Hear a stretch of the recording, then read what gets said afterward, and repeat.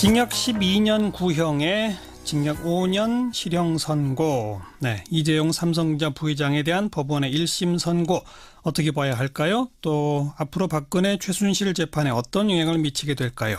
국회 탄핵소추위원으로 활동했었죠. 변호사 출신의 더불어민주당 박주민 의원 연결합니다. 박 의원님 안녕하세요. 예, 안녕하십니까. 박주민입니다. 네, 오늘 선고에 대해서 우선 총평 한마디 해보신다면요.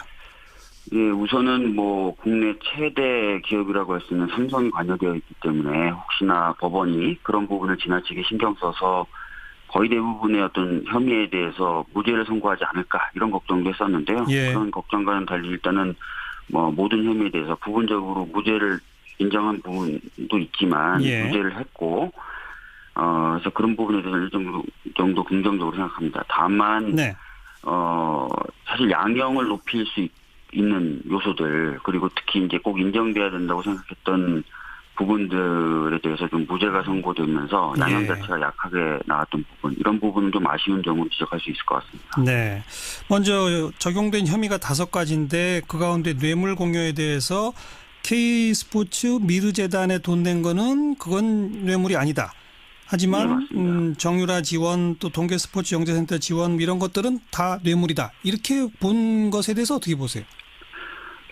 사실은 이제 박근혜 전 대통령이 삼성이 경영권 승계 국면이다라는 것을 인식하고 있었다라고 이번 판결에서는 크게 인정을 하고 있어요. 그렇죠. 그리고 삼성도 경영권 승계라는 것이 굉장히 중요한 현안이다라는 것도 법원은 또 인정을 하고 있습니다. 예.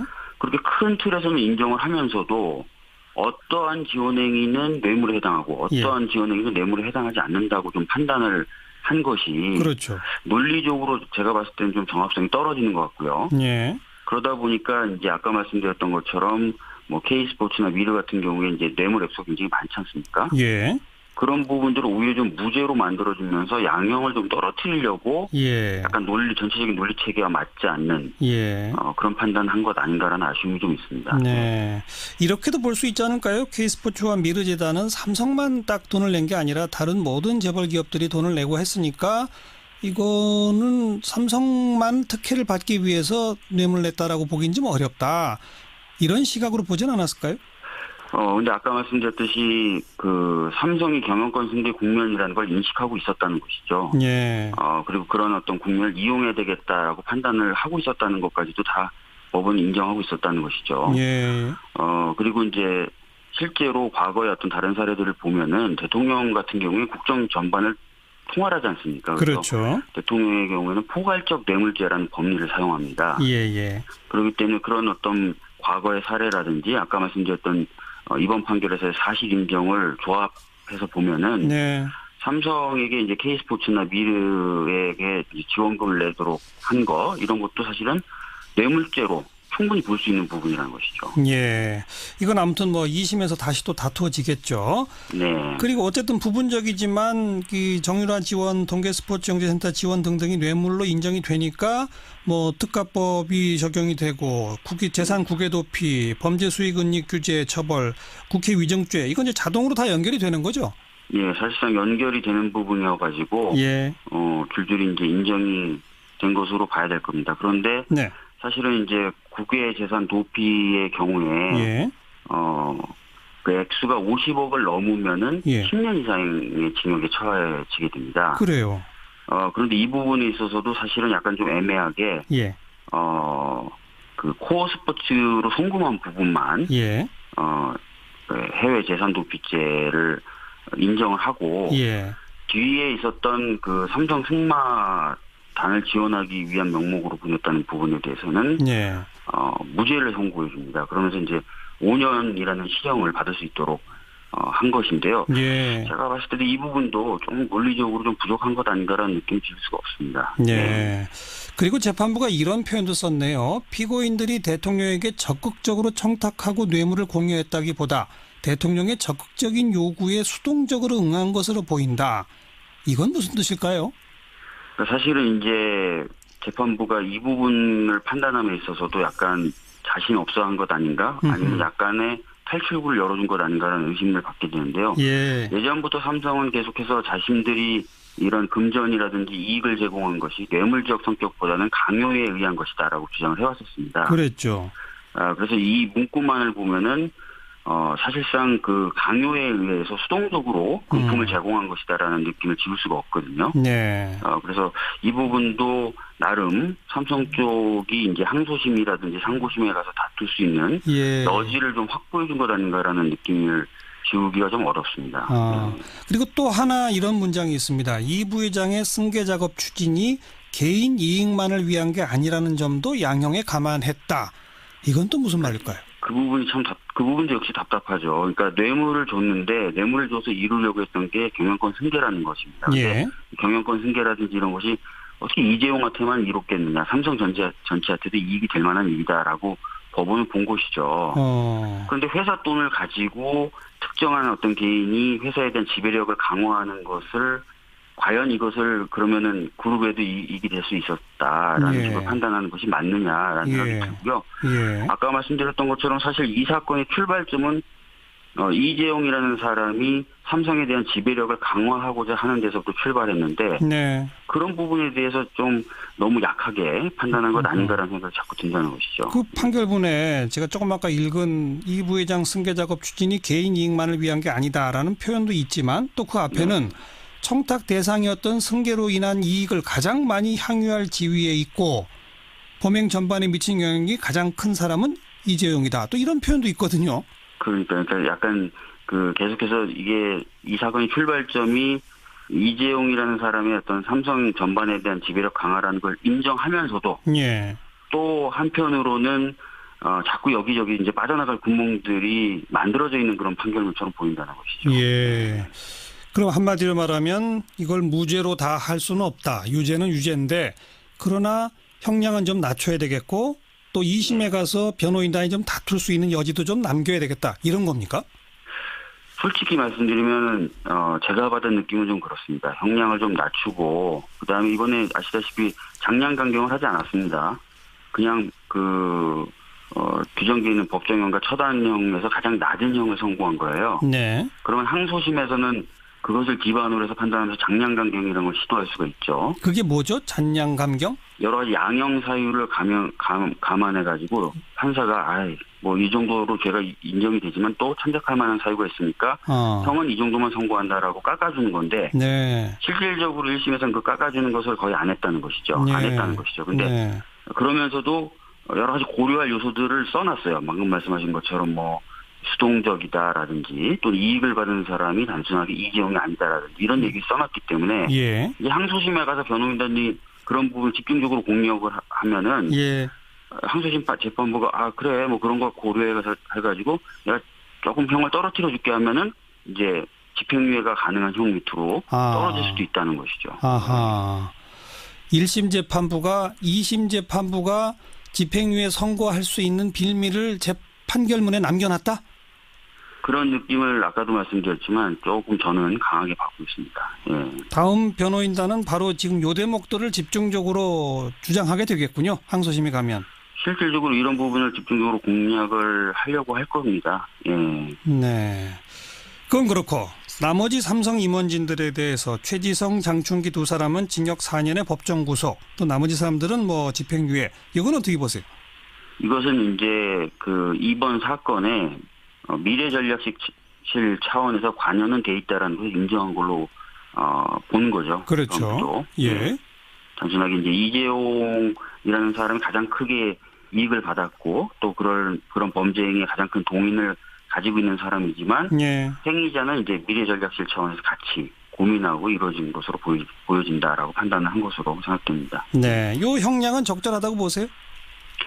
사실은 이제 이재용 부회장이 5년을 받게 됨으로써 나머지 사람들이 이 위로 올라갈 수가 없게 돼버린 것이죠. 그렇죠. 네, 그렇기 때문에 사실 아까 말씀드렸던 이재용 부회장에 대한 형량이 낮은 게 부당하다고 제가 느끼는 것만큼이나 이분들에 대해서 형량이 이렇게 정해진 것에 대해서도 역시 부당하다고 좀 생각하는 알겠습니다. 편입니다. 이 오늘의 결과가 박근혜 전 대통령에 대한 1심 선고에 어떤 영향을 미칠까요?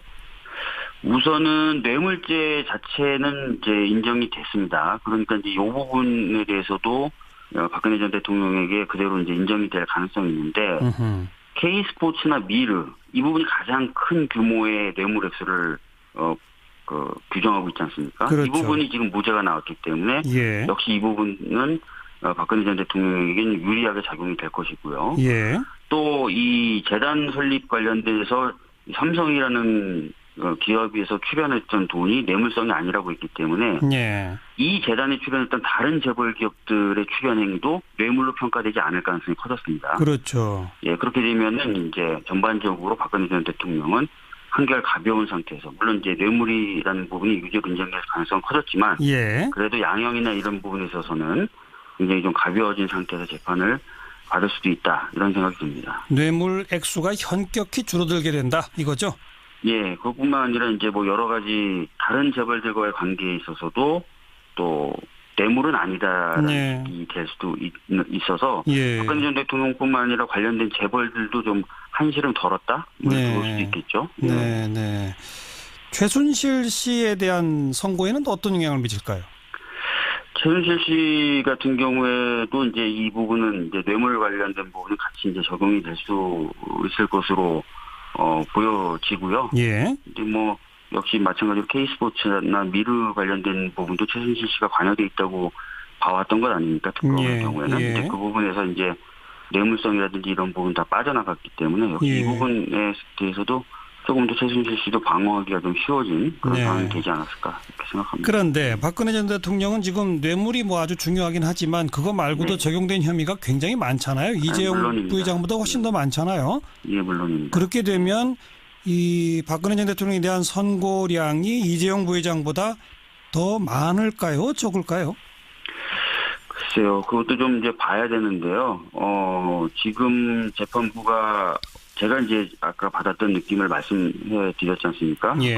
이재용 부회장에 대해서는 최대한 좀 형을 가볍게 선고하려고 굉장히 고민한 것 같다라는 느낌을 말씀드렸었는데 예. 그런 기조가 만약에 이제 박근혜 전 대통령에 대한 재판에서도 유지가 된다면은 네.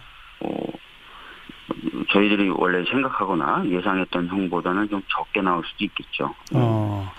김진동 부장판사가 그 진경준 넥슨 주식 사건 맡았던 사람인데 맞습니다. 예. 그 김정준 넥슨 대표한테 무죄를 선고했던 분이잖아요. 뇌물죄 부분에 대해서. 맞습니다. 8억 원 정도 상당의 예. 그 넥슨 재팬 비상장 주식 8,500여 주를 무상으로 받은 부분에 대해서 친구라서 그랬다, 뭐 이런 예. 식의 이유를 그래서 무죄를 선고해가지고 그 당시에 많은 비판을 받았었는데요. 예.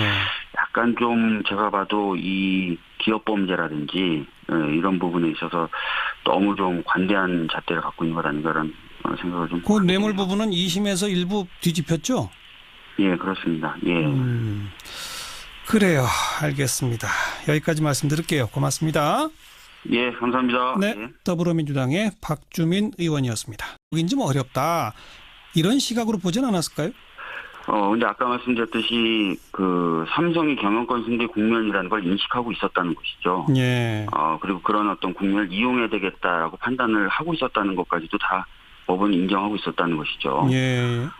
그리고 이제 실제로 과거의 어떤 다른 사례들을 보면은 대통령 같은 경우에 국정 전반을 통할하지 않습니까? 그래서 그렇죠. 대통령의 경우에는 포괄적 뇌물죄라는 법리를 사용합니다. 예. 그렇기 때문에 그런 어떤 과거의 사례라든지 아까 말씀드렸던 이번 판결에서의 사실 인정을 조합해서 보면은 네. 삼성에게 이제 K스포츠나 미르에게 지원금을 내도록 한 거 이런 것도 사실은 뇌물죄로 충분히 볼 수 있는 부분이라는 것이죠. 예. 이건 아무튼 뭐 2심에서 다시 또 다투어지겠죠. 네. 그리고 어쨌든 부분적이지만 그 정유라 지원, 동계스포츠경제센터 지원 등등이 뇌물로 인정이 되니까 뭐 특가법이 적용이 되고 재산 국외 도피, 범죄 수익 은닉 규제 처벌, 국회 위증죄 이건 이제 자동으로 다 연결이 되는 거죠. 예, 사실상 연결이 되는 부분이어가지고 예. 줄줄이 이제 인정이 된 것으로 봐야 될 겁니다. 그런데 네. 사실은 이제 국외 재산 도피. 징역 12년 구형에 징역 5년 실형 선고. 네, 이재용 삼성전자 부회장에 대한 법원의 1심 선고 어떻게 봐야 할까요? 또 앞으로 박근혜 최순실 재판에 어떤 영향을 미치게 될까요? 국회 탄핵소추위원으로 활동했었죠. 변호사 출신의 더불어민주당 박주민 의원 연결합니다. 박 의원님 안녕하세요. 예, 안녕하십니까. 박주민입니다. 네, 오늘 선고에 대해서 우선 총평 한마디 해보신다면요. 예, 우선은 뭐 국내 최대 기업이라고 할 수 있는 삼성이 관여되어 있기 때문에 혹시나 법원이 그런 부분을 지나치게 신경 써서 거의 대부분의 어떤 혐의에 대해서 무죄를 선고하지 않을까 이런 걱정도 했었는데요. 예. 그런 걱정과는 달리 일단은 뭐 모든 혐의에 대해서 부분적으로 무죄를 인정한 부분도 있지만 예. 무죄를 했고 그래서 그런 부분에 대해서는 정도 긍정적으로 생각합니다. 다만 네. 사실 양형을 높일 수 있는 요소들 그리고 특히 이제 꼭 인정돼야 된다고 생각했던 부분들에 대해서 좀 무죄가 선고되면서 양형 예. 자체가 약하게 나왔던 부분 이런 부분은 좀 아쉬운 점으로 지적할 수 있을 것 같습니다. 네. 먼저 적용된 혐의가 5가지인데 그 가운데 뇌물 공여에 대해서 이의 경우에 예. 그 액수가 50억을 넘으면은 예. 10년 이상의 징역에 처해지게 됩니다. 그래요. 그런데 이 부분에 있어서도 사실은 약간 좀 애매하게 예. 그 코어 스포츠로 송금한 부분만 예. 그 해외 재산 도피죄를 인정을 하고 예. 뒤에 있었던 그 삼성 승마단을 지원하기 위한 명목으로 보냈다는 부분에 대해서는 예. 무죄를 선고해 줍니다. 그러면서 이제 5년이라는 시형을 받을 수 있도록 한 것인데요. 예. 제가 봤을 때도 이 부분도 좀 논리적으로 좀 부족한 것 아닌가라는 느낌이 들 수가 없습니다. 예. 네. 그리고 재판부가 이런 표현도 썼네요. 피고인들이 대통령에게 적극적으로 청탁하고 뇌물을 공유했다기보다 대통령의 적극적인 요구에 수동적으로 응한 것으로 보인다. 이건 무슨 뜻일까요? 사실은 이제 재판부가 이 부분을 판단함에 있어서도 약간 자신 없어 한 것 아닌가? 아니면 약간의 탈출구를 열어준 것 아닌가라는 의심을 갖게 되는데요. 예. 예전부터 삼성은 계속해서 자신들이 이런 금전이라든지 이익을 제공한 것이 뇌물적 성격보다는 강요에 의한 것이다라고 주장을 해왔었습니다. 그랬죠. 그래서 이 문구만을 보면은 사실상 그 강요에 의해서 수동적으로 금품을 제공한 것이다라는 느낌을 지울 수가 없거든요. 네. 그래서 이 부분도 나름 삼성 쪽이 이제 항소심이라든지 상고심에 가서 다툴 수 있는 예. 여지를 좀 확보해 준 것 아닌가라는 느낌을 지우기가 좀 어렵습니다. 그리고 또 하나 이런 문장이 있습니다. 이 부회장의 승계 작업 추진이 개인 이익만을 위한 게 아니라는 점도 양형에 감안했다. 이건 또 무슨 말일까요? 그 부분이 그 부분도 역시 답답하죠. 그러니까 뇌물을 줬는데 뇌물을 줘서 이루려고 했던 게 경영권 승계라는 것입니다. 예. 경영권 승계라든지 이런 것이 어떻게 이재용한테만 이롭겠느냐. 삼성 전체한테도 이익이 될 만한 일이다라고 법원은 본 것이죠.